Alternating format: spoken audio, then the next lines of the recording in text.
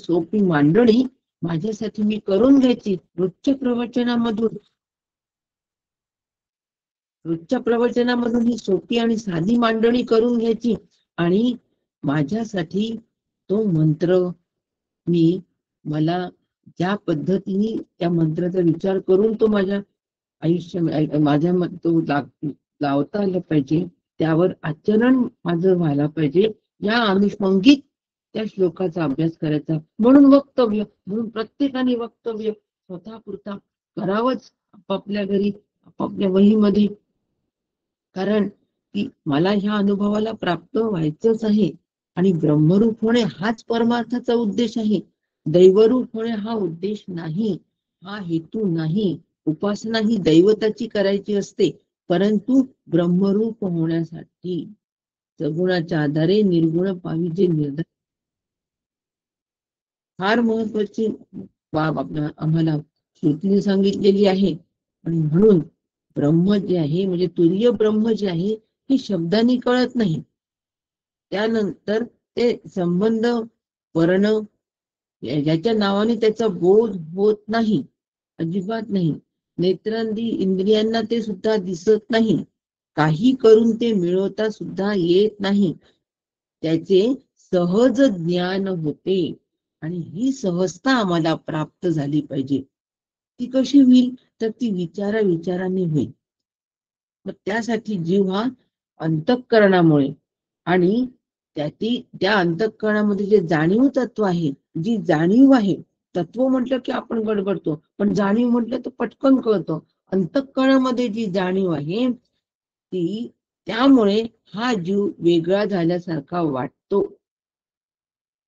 पण ही जाणीव, हे जाणीव तत्व हे मूळचं त्या ब्रह्म अधिष्ठानापासून आलेलं आहे. असा जर आम्ही विचार सतत त्या जाणीवेच्या वेळेला केला तर ही सहजता येईल आणि अंतःकरणाच्या उपाधीचा निराश सहज होईल. आणि तो निराश आम्हाला करायचा आहे, त्यासाठी या सगळ्या वैचारिक प्रक्रिया महत्वाच्या आहे. जोपर्यंत अंतःकरण उपाधीचा निराश होणार नाही, तोपर्यंत आमच्या ठिकाणी प्रपंच हा शांत झालेला राहणार नाही. महत्वाची गोष्ट श्रुती आम्हाला सांगते. म्हणून त्यासाठी वैचारिक प्रक्रिया आम्हाला काकांनी मांडून दिलेल्या आहेत. पसारा आवरणे ही एक प्रक्रिया, दुसरी आतील आणि बाहेरचा संघर्ष थांबवणे, अंतःकरण मोकळं असणे आणि अंतःकरणातील जाणीव तत्वाचा अधिष्ठानाचा सतत विचार करणे, हे सर्व वैचारिक साधन आहे. आणि हे मला रोज नित्याचं सतत क्षणोक्षणी करायचं आहे. म्हणून हे जे साधन आहे, ही शास्त्र ग्रंथ, संत ग्रंथ आणि श्री गुरु यांच्या नुसार असावे. नोकरी आणि व्यवसाय करून आम्हाला व्यवहारात काहीतरी मिळतं असं वाटतं, पण परमार्थात काय मिळणार आहे? आम्ही जो हा विचार करतो, जीवाचा जो हा विचार आहे, हा विचार बरोबर नाही. कारण आशा लोभ नाहीच झाल्याशिवाय तुरीय रूपाशी आम्ही एकरूप होऊ शकणार नाही. म्हणून इथे जे काही मिळतं परमार्थामध्ये, ते अंतःकरण वृत्ती शांत होऊन जाते. त्याच वेळेला ती सुखरूप आत्म्याच्या ठिकाणी लीन होऊन राहते आणि त्याच वेळी आम्हाला सुखरूपता अनुभवायला येते. आणि तोच प्रपंचाचा आत्यंतिक अभाव आहे आणि तेच प्रपंचोपशम आहे. अशा पद्धतीचा ह्या मंत्राचा विचार आपण जर केला तर ही गोष्ट आम्हाला सहज शक्य होणार आहे. म्हणून ब्रह्मरूप होणे हा परमार्थाचा उद्देश आहे, दैवत रूप होणे हा हेतू नाही. हे काकांचं वाक्य खूप लक्षात ठेवायचं. आणि ब्रह्मरूपतेसाठी विचार आहे आणि देवतेची उपासना करून आत्मविचार त्यातून घ्यायचा आणि आत्मरूप होऊन राहणे. बस. आता ह्या पद्धतीने तो तुरीय आत्मा मी कसा आहे याचं अधिक विश्लेषण अधिकार वाणीतून सुनील काका करतील. रामकृष्ण.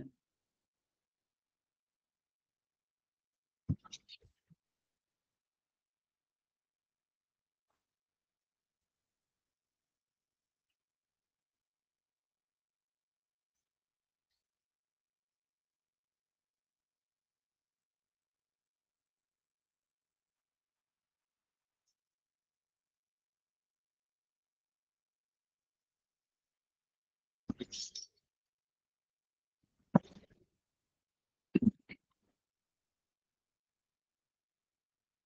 राम राम हरे हरे, हरे कृष्ण कृष्ण कृष्ण हरे हरे, हरे राम राम हरे हरे, हरे कृष्ण कृष्ण कृष्ण हरे हरे। सद्गुरुनाथ महाराज की जय।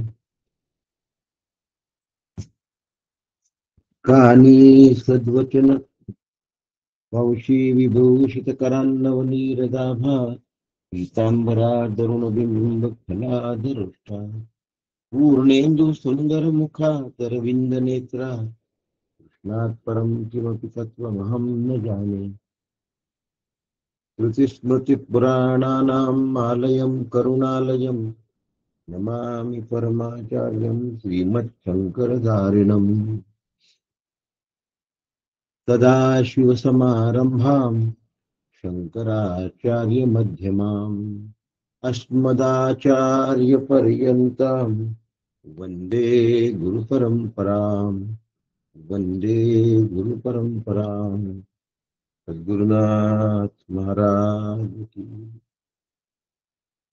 परम पूज्य सद्गुरु डॉक्टर श्रीकृष्ण दत्तात्रय देशमुख उपाख्य डॉक्टर काका यांच्या श्रीचरणी साष्टांग दंडवत घालतो, लोटांगण घालतो.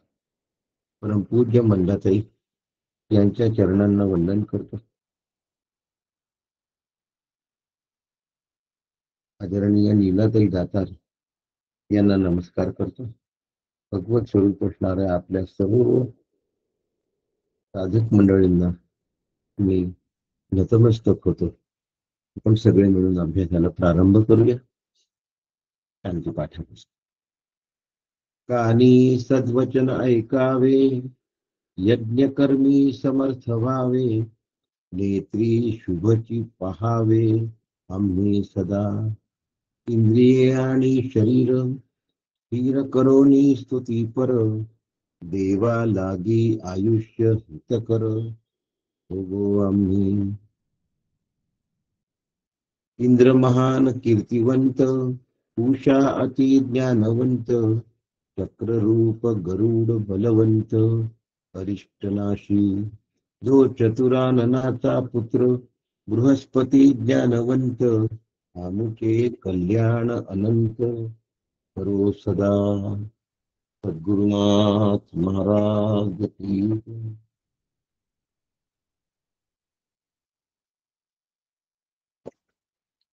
काल आपण प्रारंभ केला होता. चेतनापासून जड निर्माण नाही होऊ शकत आणि जडापासून चेतनही निर्माण, या मुद्द्यावर आपण आलो होतो. आणि हाच मुद्दा आपल्याला पुढे घेऊन जायचा आहे. आणि तो नेत असताना या ठिकाणी तुरीयाचा संबंध कसा येतो हा या ठिकाणी आम्हाला बघायचा आहे. जोपर्यंत विचाराची दिशा आणि शास्त्रांची उकल आमच्या समोर होत नाही तोपर्यंत हे सगळे प्रश्न जीवाला भेडसावत असतात आणि जीव आनंद रूपतेला पोचू शकत नाही. म्हणून मग आता जडाचा अभ्यास करायचा आहे, चेतनाचा अभ्यास करायचा आहे. आणि जड चेतनाची निर्मिती कशी झाली हे बघायचं आहे. चेतनाची निर्मिती झाली का हो? उत्तर नाही असं आहे. चेतन तत्व निर्मित झालेलं नाही.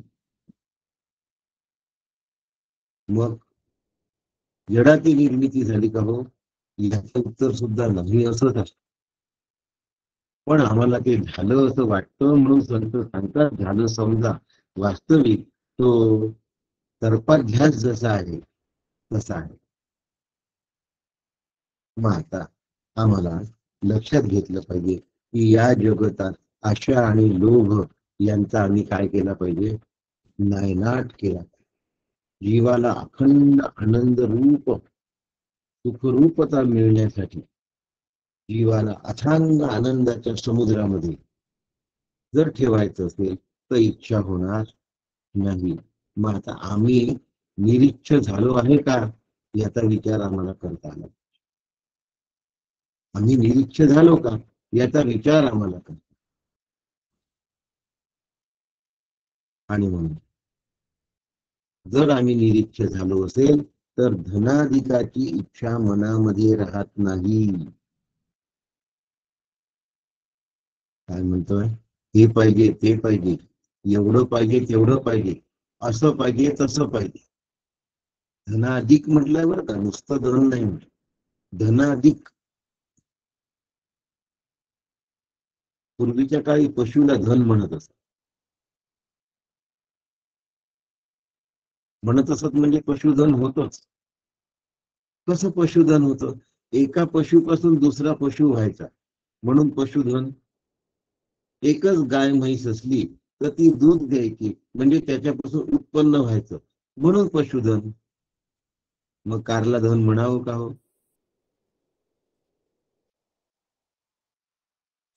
विचार करा आणि या विचाराचं उत्तर ज्यांनी त्यांनी शोधून काढायचं. आपला जर वेळ वाचत असेल आणि आपली जर तर आम्ही पुन्हा काय केलं पाहिजे,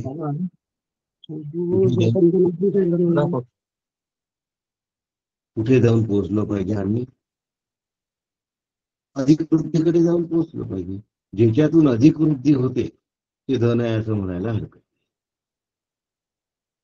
हा थोडासा स्थूल विचार आहे आणि हा आपल्या समोर मांडतो. विषय आहे प्रत्येक व्यक्तीला सुख, शांती, समाधान, अभयता, निर्भयता, आनंद हे हवे हवेसे वाटत आहे. परंतु ते आम्हाला नेमकं मिळत नाही. जे मिळायला पाहिजे ते आम्हाला नेमकं नाही मिळत. नेमकं तेवढंच नाही मिळत आम्हाला. अखंड अद्वय आनंदाची प्राप्ती आम्हाला होत नाही. आपण कुठून सुरू झालोय, 160 नंबरच्या काकांच्या ओवीपासून. आता मी पुढचं सगळं स्पष्टीकरण करणार आहे आणि आज हा मंत्र मी पूर्ण करणार. म्हणजे मग याच्यावरच्या कारिकांना प्रारंभ करूया सुटीनंतर.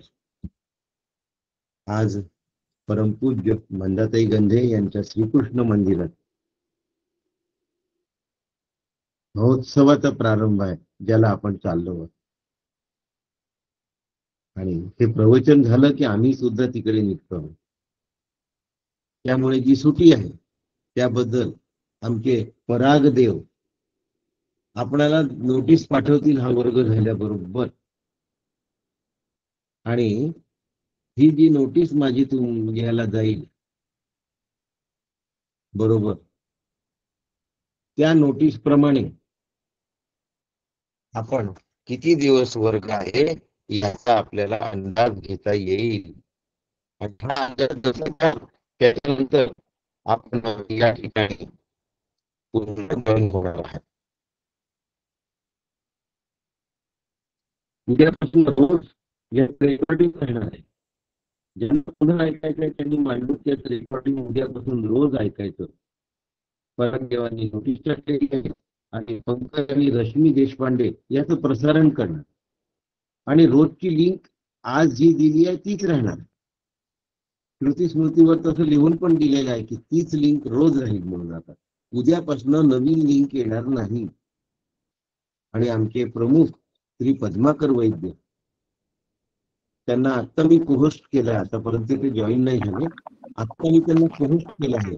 त्यामुळे हे तिघे मिळून सुटीच्या काळामध्ये हा सगळा वर्ग पुढे चालवणार आहे.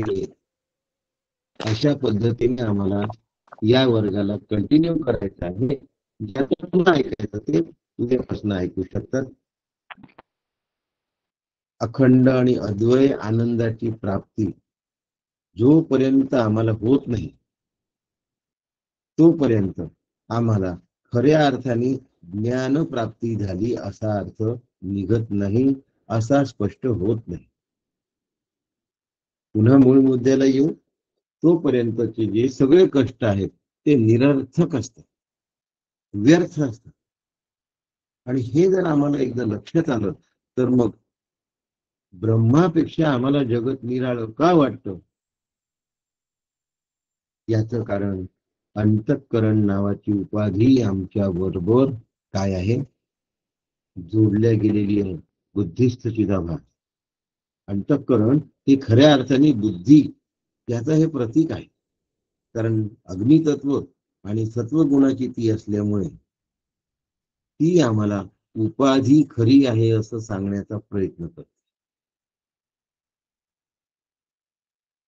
आम्हाला उपाधी सत्य आहे असं सांगण्याचा प्रयत्न करते.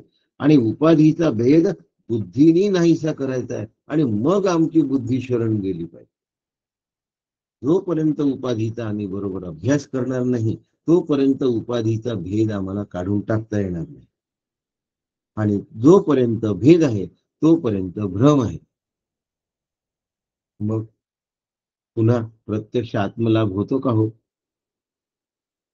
मग नाही होत असं काही जणांना वाटेल. आत्मलाभ होतो असं सांगायला जीवच तिथे शिल्लक नसतो. आणि जे आत्मलाभ होत नाही असं म्हणतात ते बद्धावस्थेत असतात. त्याच्यामुळे त्यांना आत्मलाभ कळतच नाही. आणि एकदा जर आम्हाला कळलं तर मग जगतातल्या वस्तू आम्हाला मिळवण्याची ईर्ष्या, वासना, संवेग निर्माणच होणार नाही. मग आता जगत सत्य आहे की नाही? चेतन आणि जड. जड आहे जगत. जगत सगळं जड आहे आणि जीव सगळे चेतन आहे. मग ते म्हणतात की दोरी दिसल्यानंतर सर्पाचं काय होतं? नायनाट होतो. पण सर्प दिसल्यानंतर दोरी दिसेनाशी होते. नायनाट नाही होत दोरीचा. दोरी दिसेनाशी होते. सर्प दिसल्यानंतर दोरी दिसेनाशी होते आणि दोरी दिसल्यानंतर सर्पाचा नायनाट होतो. मग आम्हाला हा जगत सगळं भ्रमात्मक आहे हे समजल्यानंतरही जर जगत दिसत आहे तर मग जगत निर्माण झालं असं तुम्ही का मानत नाही? असा पूर्व पक्षाचा एक प्रश्न आहे. मग ते म्हणतात की ज्ञानाला जगत दिसतं परंतु सत्यत्वाने दिसत नसल्यामुळे, सत्यत्वाने जाणवत नसल्यामुळे ते जगत असून नसल्यासारखं आहे. एखादं उदाहरण घेऊया. मोठा माणूस जो असतो त्याला लहान मुलांची खेळणी दिसत असतात पण त्यात सुख नाही हे कळत असतं. पण तोच लहान मुलगा त्या चेंडूच्या मागे धावत असतो आणि त्याला पकडल्याचा त्याला आनंद मिळत असतो. आता त्या चेंडूसाठी हा दुडदुड धावतो आणि हा त्या चेंडूच्या मागे धावतच नाही. दोघांमधला फरक असा आहे की चेंडूचा आनंद याला मिळत नाहीये का? हा आनंद रूप असल्यामुळे याला वेगळ्या चेंडूतून आनंद घेण्याची गरजच भासत नाही.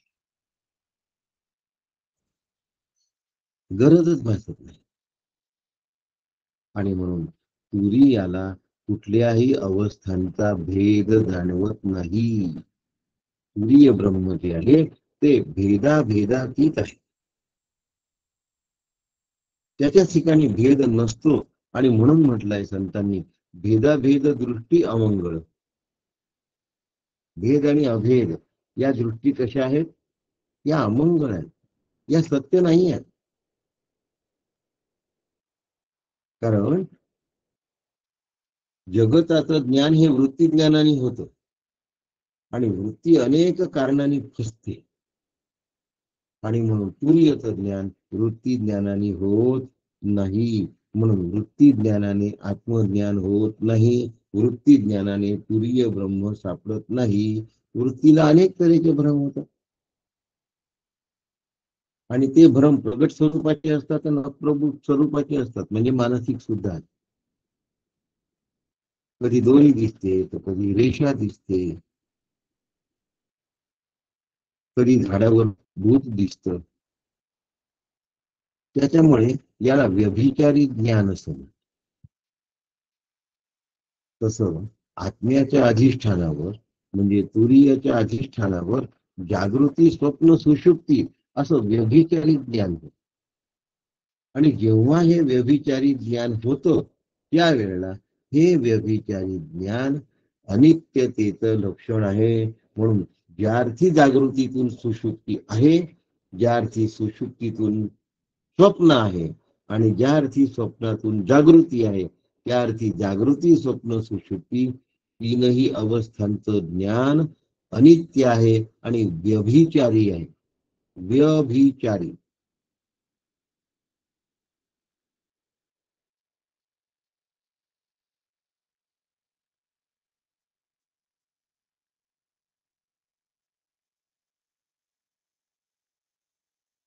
व्यभिचारी ज्ञान जे आहे ते ज्ञान असलं तरीही तो ज्ञानाभास आहे.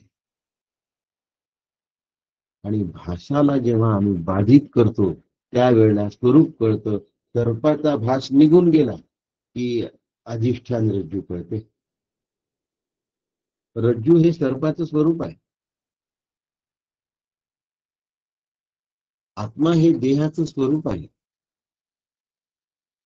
ब्रह्म हे जगताचं स्वरूप आहे.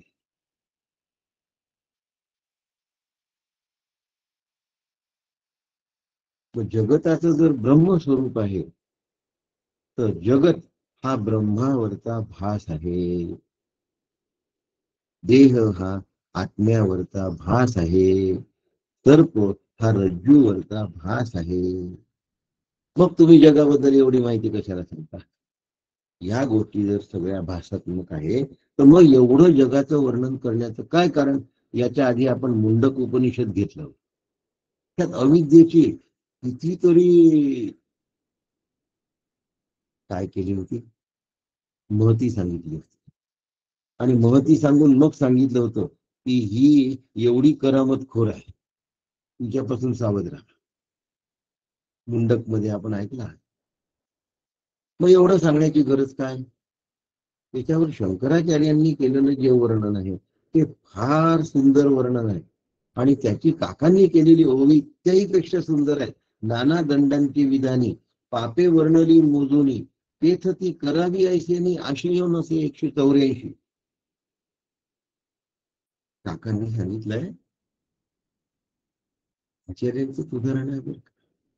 पण काकांनी त्याला स्पष्ट सुंदर करून टाकलं की 183 दंडविधांमध्ये पिनल कोड जेव्हा अनेक गुन्ह्यांचा तपशील दिलेला असतो तेव्हा सगळे गुन्हे केलेलेच असले म्हणजे 183 खाली त्याला टाका असं नाही होत. किंवा मला तुम्ही 183 कलमाखाली टाकून राहिले तर राहिलेले सगळे गुन्हे मी करून टाकतो असं पण नाही. म्हणजे त्यातला एक जरी गुन्हा केला असेल तरी 183 नंबरचा पिनल कोड कलमच्या खाली आम्हाला अरेस्ट केला जाऊ शकतो. त्यातल्या सगळ्या गुन्हे केले म्हणजे 183 मध्ये जाईल असा त्याचा अर्थ नाही होत. तसं अविद्येचं सगळं वर्णन जरी तुम्ही केलेलं असेल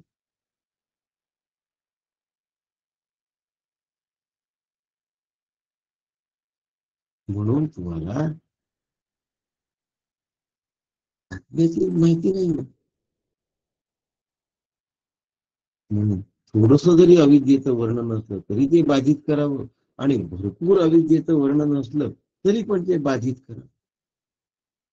विश्व तेजस आणि प्राज्ञ, जागृती अभिमानी, स्वप्नाभिमानी आणि सुषुप्ती अभिमानी, अज्ञान अभिमानी, अंतप्रज्ञ, बहिर्प्रज्ञ. एकदा ईश्वर सृष्टीची तादात्म्य पावलं आम्ही की जागृत अवस्था झाली. ती स्वप्न सृष्टीची तादात्म्य पावलो की स्वप्नावस्था झाली. त्या कुठल्याच या दोन अवस्था नाहीये पण आम्ही जागे नाही. ती प्रज्ञान घनता आहे. पण असं असताना सुद्धा तो तुरीय तो त्यापासून वेगळा असतो. तो या सगळ्यांचा साक्षी असतो. म्हणून द्वंद्व असो, त्रिपुटी असो, ती त्रिगुण असो, तो त्यापासून साक्षी असतो. व्यवहार तुम्ही कसाही करा, प्रागट्य अवस्थेत करा की अप्रगट अवस्थेमध्ये करा, अप्रगट अवस्थेत व्यवहार होतो का?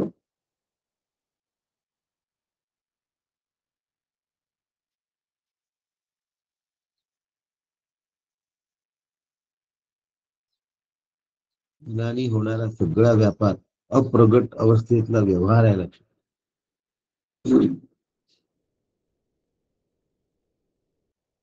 मला 5 कोटीची लॉटरी लागली. झालं सुरू. अप्रगट अवस्थेतला व्यवहार आहे ते तुरीयच्या अनुषंगानेच होत असतात. म्हणून हा तुरीय भावाभावातीत आहे. हा तुरीय भावही आहे आणि हा तुरीय भावाच्या अतीत पण आहे. भाव पण याच तुरीयच आहे आणि अभाव म्हणजे भावातीत पण याच तुरीयच आहे.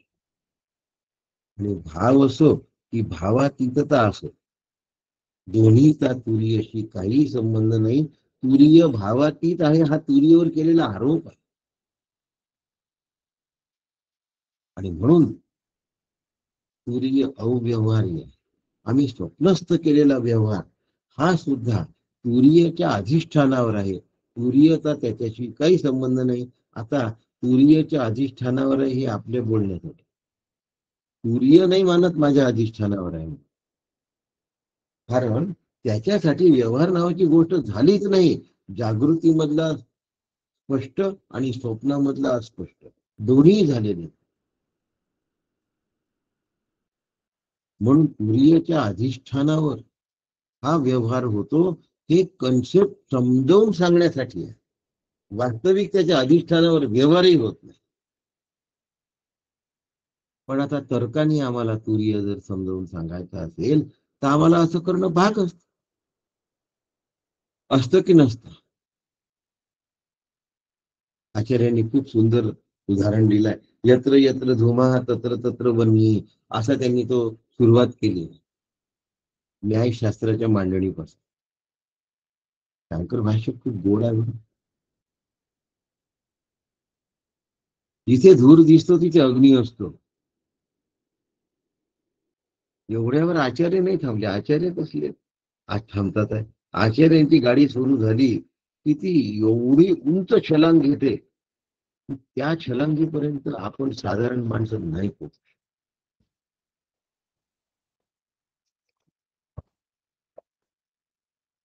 माऊली जिथे भाष्यकाराचे वाटपुसी तू म्हणते, स्वामी विवेकानंद ज्यांना वंदन करतात आणि त्यांच्या बुद्धिमत्तेचं आणि कौशल्याचं तोंड भरून स्तुती करतात, तिथे आचार्यांच्या त्या अथांग बुद्धिमत्तेला आपण काय म्हणा. आणि म्हणून तर्काने आत्मा कळत नाही, तरीही तर्क सांगितले आचार्यांनी. पहिला तर्क सांगितला दूर असतो तिथे अग्नी असतो. दुसरा तर्क सांगितला आश्रम असतो तिथे विरक्त असतो. आणि तिसरा तर्क सांगितला माता असते, मूल असतं तिथे माता असते. अग्नी असतो तिथे धूर असतो, धूर असतो तिथे अग्नी असतो. आश्रम असतो तिथे विरक्त असतो आणि मूल असतं तिथे माता असते. असतेच, कारण की अग्निशिवाय धूर राहू शकत नाही, विरक्ताशिवाय आश्रमाला आश्रम म्हटले जात नाही, आणि आईचं लक्ष असल्याशिवाय मूल असू शकत नाही.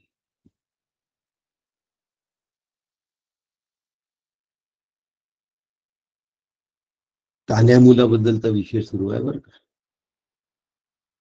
म्हणून असा परंपरेचा कुठलाच तर्क त्यांच्यासाठी वापरता येत नाही, कारण एकमेव अद्वितीय असल्यामुळे ते सगळ्या लक्षणांच्या अतीत आहे. आणि म्हणून श्रुती सांगते ते नव ते नवे नेती नेती. तुरीयचं वर्णन नेती नेती नंतरच खऱ्या अर्थाने प्रारंभ होतं आणि ते निशब्दतेच प्रारंभ होतं. शब्दाने तुरीयचं वर्णन नाही, म्हणून त्याला संहित सुद्धा म्हणतात. मात्र संहित कधी समजत नाही तसा तुरीय सुद्धा समजत नाही. समजण्यासाठी बुद्धी लागते आणि बुद्धी त्याच्या अधिष्ठानावर असल्यामुळे बुद्धीला तो समजत नाही. ज्याप्रमाणे आपल्या मुलाचं बारस करतो, पण मुलगा बापाचं बारस नाही, मुलाला बापाचं बारस नाही पाहत आहे.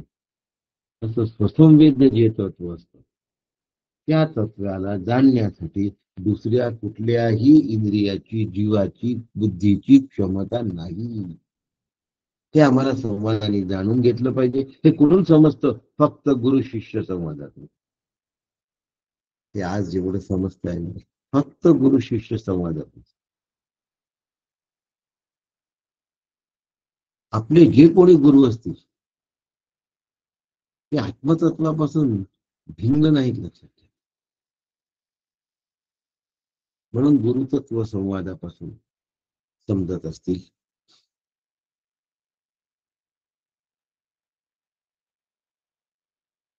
त्या ठिकाणी द्वंद्व नसतो, त्या ठिकाणी त्रिपुटी नसते, त्या ठिकाणी प्रपंच नसतो, त्या ठिकाणी द्वैत नसतो. म्हणून ते ठिकाण पराशांतीचं ठिकाण आहे. पराशांती, अपराशांती नाही, पराशांती. ते पराशांतीचं अपवित्र असं जे द्वैत आहे, ते द्वैताला अपवित्र का म्हटलं? दुःख नाही आहे. द्वैत काही वस्तुस्थिती नाही. म्हणून परोक्ष ज्ञानाने आत्मा जाणून घ्यायचा आणि अपरोक्षत्वाने आत्म्याशी एकरूप व्हायचं. परोक्षत्वाने आत्मा जाणून घ्यायचा आणि अपरोक्षत्वाने एकरूप व्हायचं. म्हणजे मग जीवनमुक्तीचा आनंद होतो. मग आम्हाला तेवढं सहज करता येईल की नाही करता येणार? सहज करता येईल. सहज करता येईल. परोक्ष शब्दाचा अर्थ शब्दज्ञान, अपरोक्ष शब्दाचा अर्थ तेच होऊन अनुभवलेले, अपरोक्ष तेच होऊन अनुभवलेले ज्ञानातीत अवस्था, त्याला कैवल्य येतं. म्हणून काका म्हणतात, तो श्रुतीप्रमाणे कळे, विरक्ता स्वभावे फळे, अखंड ध्याने आकळे ज्ञान. तो स्वतःच ब्रह्मरूप झालेला आहे. आता त्याला काहीही करून घ्यायचं कारण नाही. पण आता ज्ञान आणि ध्यान यामध्ये ती वृत्ती आम्हाला निवृत्त करता येईल आणि विचाराने आम्हाला त्याचा बाध करता येईल. ज्ञान आणि ध्यान याच्याबद्दल थोडं स्पष्टीकरण करूया. आपल्याजवळ थोडा वेळ आहे. विचाराने बुद्धीचा बाध करता येतो ज्ञानावस्था, आणि ध्यानामध्ये त्याला निवृत्त करता येतं. पण ध्यान संपल्याबरोबर व्युत्थान होतं आणि बाधितानुवृत्तीमध्ये व्युत्थानाचा प्रश्नच उरत नाही. ती कायम बाधित असते, कायम बाधित असते.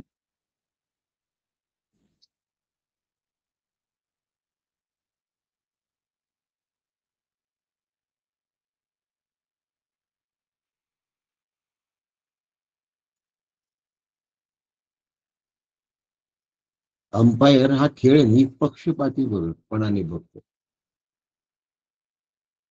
त्याच्यामुळे त्याची कोणतीच पार्टी नसल्यामुळे तो विचार नाही करत. एकदा विचाराने तो आत्मा मी आहे असा अनुभव घेतला आणि या अनुभवाचं जर पक्क झालं, तम दूरदर्शम गूढम अनुप्रविष्टम गुहाहितम गुह्य रेकम पुराणम. अध्यात्म योगा अधिगमेन देवम मत्वा धीरो हर्ष शोको जहाती. जेव्हा उपनिषदाचा आम्ही अभ्यास करतो आणि याच ज्ञानी उपनिषद पण चालूच असतो, अभ्यास जातो, पण तो अभ्यास हवा तसा फळाला जात नाही.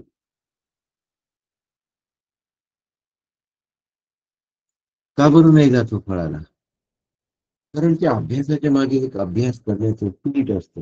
उपनिषदाचा मी अभ्यास करतो, पण माझा अभ्यास त्यामुळे बरोबर दिशेला चालू राहतो. आणि म्हणून वेदांत तो मोदक, वेदांताचा मोदक आहे ना. काही लोकांना उपनिषद वगैरे म्हटलं की खेळतात कपाळावर. पांडुक्य म्हटलं की भीती वाटते. म्हणून अध्यात्म ज्ञानी व्ययाचे मनन आहे त्याला उपनिषद आणि योगशास्त्र नाही.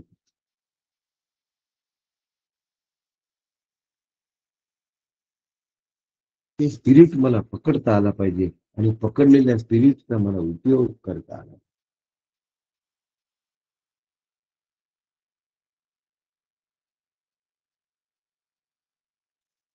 तसा जर मला करता आला तर उपाधीचा बाजूला काढण्याचं मला शक्य आहे आणि मी सुखरूप आहे.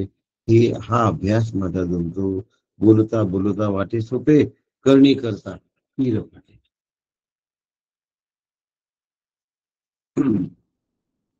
म्हणून सगळी जी व्यवस्था आहे ती मुख्य उपाधी आहे बुद्धी. म्हणून बुद्धीच्या जीव उपाधीला जेव्हा आम्ही त्याग करू, जेव्हा आम्ही तिला बाजूला झालो, त्यावेळी जमतं सगळं. बाजूला सारायचं म्हणजे नेमकं काय बाजूला सारायचं? वाणीचा मनात लय करायचा, मनाचा बुद्धीमध्ये लय करायचा आणि बुद्धीचा आत्म्यामध्ये लय. कठोपनिषद. मग काय कळतं आम्हाला? यो बुद्धी हे परत असतो सहा कळता. त्या बुद्धीच्या पलीकडे ते आत्मतत्वाचा अव्यवहार्य आत्मतत्व आहे हे आम्हाला.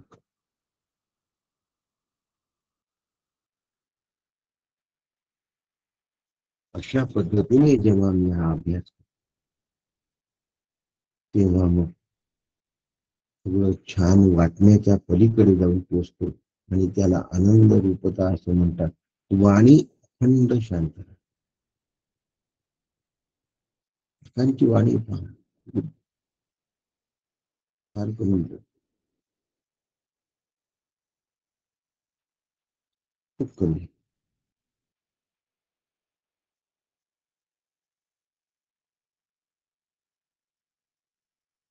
सगळे विचार कसे समजून घ्यावे लागतात ही ती माझी जबाबदारी. आणि या सगळ्या गोष्टींचा एकच रस्ता आहे, नाम साधना. आत्मा वास्तव आहे आणि वास्तवाचे ज्ञान होऊ शकतो. आणि आत्म्याचं ज्ञान झालेले अनेक लोक आहेत. बोलण्याकरता आत्म्याचं ज्ञान म्हणावं लागतं, आत्मज्ञान रूप आहे. आणि असे अनेक लोक ज्या वेळेला सांगतात तेव्हा आम्हाला पॉझिटिव्हिटी येते आणि मग आम्हाला अभ्यास करण्याची स्फूर्ती येते.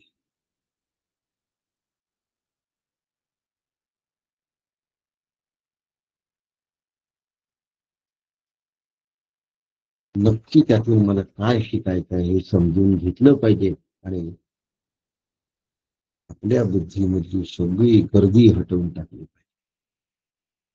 आपल्या अज्ञानाच्या क्षेत्रांना दूर टाकलं पाहिजे, त्यांना स्वच्छ केलं पाहिजे आणि ज्ञानरूपता कमावली पाहिजे.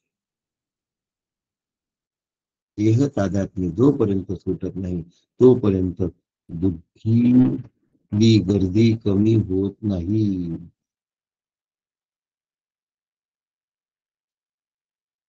विचारांनी सगळं समजून घ्यायचं आणि तुरीय ब्रह्मापर्यंत गाठायचं आहे. त्या तुरीय ब्रह्माचं आणखीन जे पुढचं वर्णन आहे ते मी या ठिकाणी तुमच्या समोर मांडणार आहे आणि हे सुटीनंतर मांडणार. निवृत्ते सर्व दुःखानां ईशानः प्रभुरोगेयः अद्वैतः सर्वभावानां देवस्तुर्या विभुस्फुटः. ही 10 नंबरची कारिका, 7व्या मंत्रावरची 10 नंबरची कारिका या ठिकाणी आपण सुटीनंतर घेणार आहोत. 17 नोव्हेंबर तोपर्यंत उद्यापासून श्री पंकज व सौ रश्मी देशपांडे रोज रेकॉर्डिंग लावणार आहे. यात पराग देव रोज नोटीस टाकणार आहे आणि पद्माकर देव या सगळ्या, पद्माकर वैद्य या सर्व गोष्टींकडे प्रमुख म्हणून लक्ष देणार आहे. म्हणून पद्माकर, पंकज आणि पराग हे तिघे मिळून आपला सुटीकालीन अभ्यास वर्गातलं पूर्वीचं रेकॉर्डिंग चालवणार आहे. यासाठी आजचीच लिंक रोज राहणार आहे. रोज आजचीच लिंक, पुन्हा लिंक वेगळी येणार नाही, हे सगळ्यांनी लक्षात ठेवा. आणि ज्यांना पुन्हा ऐकायचं असेल त्यांनी ते अटेंड करावं. 17 नोव्हेंबरला आपण पुन्हा या ठिकाणी येण्याचा प्रारंभ करू. तरीही एका ठिकाणचं बोलवणं आहे, त्याबद्दल काय होतं तेवढं निर्णय व्हायचा असल्यामुळे पुढची तारीख दिली नाही. तूर्त 17 नोव्हेंबरला आपण या ठिकाणी प्रारंभ करणार आहोत. आपल्या सगळ्यांना वंदन करतो.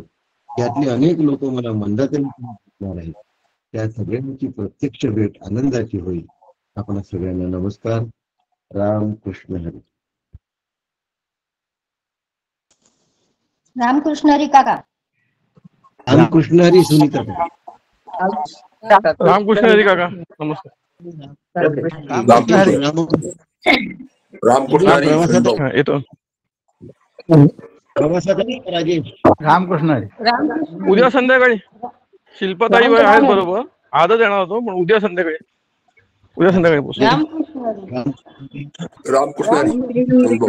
रामकृष्ण हरी काका. रामकृष्ण हरी. नमस्कार. रामकृष्ण हरी. जय श्री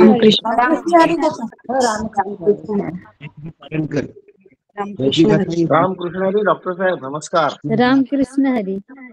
रामकृष्ण हरी. रामकृष्ण हरी काका. संगीताताई रामकृष्ण हरी. मोहनराव नमस्कार करतो. नमस्कार. रामकृष्ण हरी. रामकृष्ण हरी काका. भेटू मग. रामकृष्ण हरी रामकृष्ण हरी काका. रामकृष्ण हरी काका. रामकृष्ण हरी काका. रामकृष्ण हरी काका.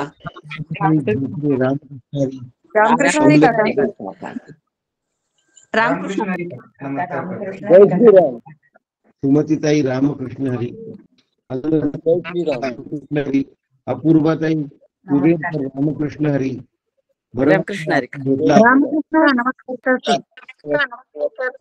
ताई पांडे रामकृष्ण हरी. लक्ष्मी रामकृष्ण हरी. गोपालजी भेटू आपण.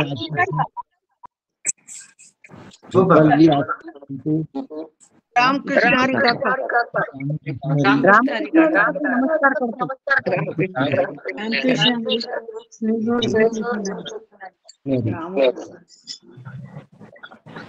गोपाल रामराव. नमस्कार करते. रामकृष्ण हरी. रामकृष्ण हरी. रामकृष्ण हरी. भेटू लवकर. रामकृष्ण हरी. रामकृष्ण हरी. नमस्कार.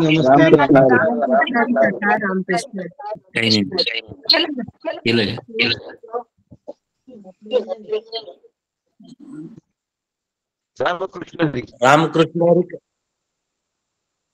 रामकृष्ण हरी. रामकृष्ण हरी काका. हा संजय भाई रामकृष्ण हरी. रामकृष्ण हरी. हो हो. हा हो हो. पद्म चालायचं आहे आपल्याला. हो हो. ठीक आहे. ठीक. तुमची सोबत राहिली की त्यांना खूप आनंद होतो पद्माकरला.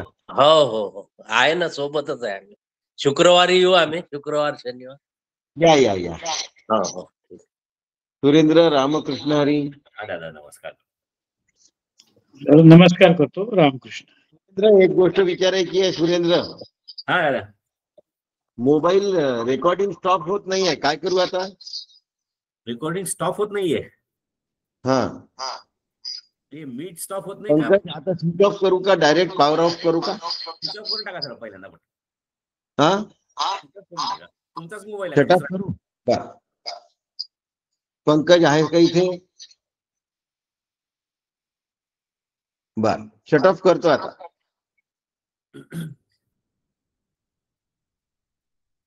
रामकृष्ण हरी. हो, रामकृष्ण बाबू. 10:30ला निघायचं काय? 10:30ला निघायचं. हा नाही भाभी, 12 12:30. 12:30ला ना. हो ठीक आहे. ठीक आहे. नाही, काल पुष्पाचा फोन आला तर सकाळ रात्रीला 10:30ला वगैरे निघायचं. सकाळी वहिनी काहीतरी म्हणत होत्या म्हणे. 10:30 ऐकण्यातली चूक आहे. 12:30. हो, पुष्पा वहिनींना पण सांगा पुन्हा. 12:30. आणि हे बघा, फोन करते. साखळे वहिनींकडनं ऐकलं असेल ना. हा साखळे वहिनींना कमी ऐकू येतं, एवढं लक्षात ठेवा. हो, साखळे वहिनींनी फोन करून सांगितलं म्हणजे गेलं 10:30. तर म्हटलं आमचं बोलणं झालं 12:30ला, म्हणून मी कन्फर्म केलं. तर नाही, त्यांना कमी ऐकू येतं, त्यांच्याकडनं ओके. चूक झाली. ठीक आहे. 12:30 बरोबर आहे. हो हो ठीक आहे ठीक अनंता ठीक 2 आहे. दिवसापासून फोन नाही करू शकलोय. हो चला चला ठेवते. रामकृष्ण हरी. हो. विशाखाताई रामकृष्ण हरी, भावनाताई रामकृष्ण हरी. नमस्कार सुनील दादा. हो रामकृष्ण. शैलजा हरी. रामकृष्ण हरी सुनील दादा. कृष्ण. मीनाताई नमस्कार, किती दिवसांनी दिसला तुम्ही. खूप दिवसांनी जॉईन झाले. ते सुद्धा शेवटी जॉईन झाले. आता जॉईन झाले. आता येत छान. जाईन उद्यापासून. हा होय तर होय आपल्याला रेकॉर्डिंग ऐकून घ्या, म्हणजे तुम्हाला फायदा होईल. होय होय होय होय हा. येत जाईन. ओके. हरी. रामकृष्ण हरी. नमस्कार. पांडेवेनी भेटू आपण आता. हो. 3:30 पर्यंत याल ना तुम्ही. काही जण आधीच जाऊन आपलं ठिकाण जमवून ठेवतात बरं का. हो हो हो हो खुंटी रोड काय आहे? तिथं. हो. डेरा टाकून ठेवलाय. हं. मंदाताईंनी आम्हाला येऊ दिलं पाहिजे. यांना पाहून त्या म्हणतात आता यवतमाळचे कशाला पाहिजे बाकीचे. या सगळ्या नोट्स होणारच आहे ग्रुपवर. कितीपर्यंत याल? 3:30 पर्यंत याल का सुनील? नाही 12:30 आणि किंवा 1 अशा 2 गाड्या आहेत. कोणती मिळते पाहतो आम्ही. बरोबर. 12:30ला आहे, 1ला आहे आणि यवतमाळवरून कोणतीच नाही आहे. सगळे बाहेर गावावरून येणार आहे. त्यामुळे त्याच्यात अर्धा 1 तासाचा फरक पडू शकतो. पण आम्ही 3 पर्यंत यावं अशी अपेक्षा आहे आम्हाला तिथे. हो पोचतो 3 वाजेपर्यंत. हा नोंदणी करून 3:30.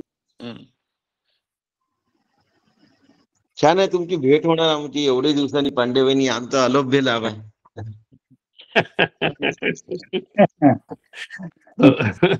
गावात तेवढी ओरड नाही, तेवढी पार गावात होईल. हो. आणि अरे महिनाभरापासून त्या बाहेर आहे. मला असं महिनाभर कोणी ठेवूनच नाही घेत. काय करावं आता.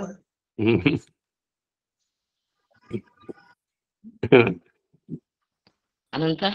हा. रामकृष्ण हरी. रामकृष्ण ठेवतो. रामकृष्ण. हो. सुनील औषधं घेऊन घेशील फसरतकडनं. घेतले, कालच घेतले. हा ठीक आहे झालं मग. हो. रामकृष्ण हरी. रामकृष्ण हरी. रामकृष्ण हरी बघ वहीन. हो रामकृष्ण हरी.